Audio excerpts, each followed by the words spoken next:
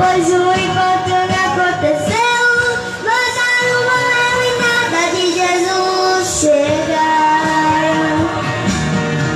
Todos chorando e Jesus não chega, embalsamando e Jesus não chega, pois a captura de Jesus não chega, pois o espinho Jesus não chega, vai correjo e Jesus não chega, pois o sepulcro e Jesus não chega, a despedida e Jesus não chega, não era pedra e Jesus não chega, só por 4 dias de dor e agonia é que Jesus resolve chegar no lugar. Porém Marta e Maria, sem entender, dizia: se tu tivesse aqui, ele não morreria. Mas Jesus disse: Marta, com sua voz tão calma, o teu irmão hoje farei ressuscitar. Pois o milagre eu opero é quando eu quero, remove a pedra, pois hoje vou operar. Eu vou chegar no tempo, não é como você pensou, é no meu tempo. Mas quando eu chegar eu vou soprar o vento e vou fazer o impossível acontecer. Na minha glória tu vais ver, eu vou fazer um milagre. Eu vou chegar e acalmar a tempestade, vou restaurar, ressuscitar, então aguarde. Fica tranquilo, filho, ninguém vai morrer, pois eu sou vida pra você. Porém, meu filho, tem um segredo pra você ter a vitória.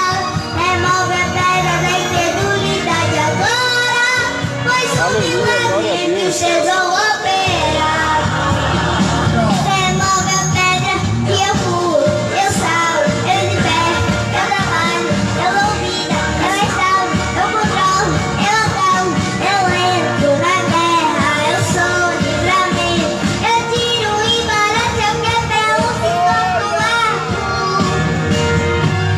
Pra teu problema, meu filho, eu sou a saída, e como resposta te digo: eu sou vida, creia tão somente, eu sou o que sou.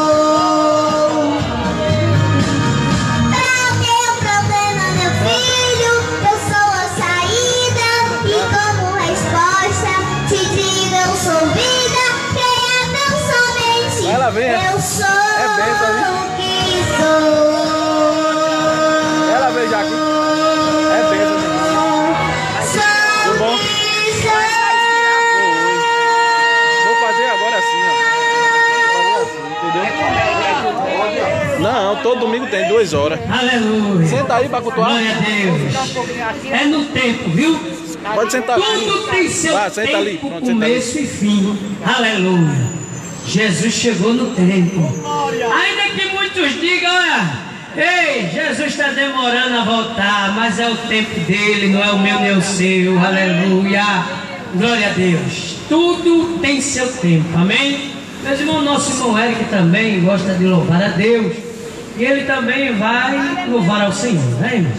Amém? Amém.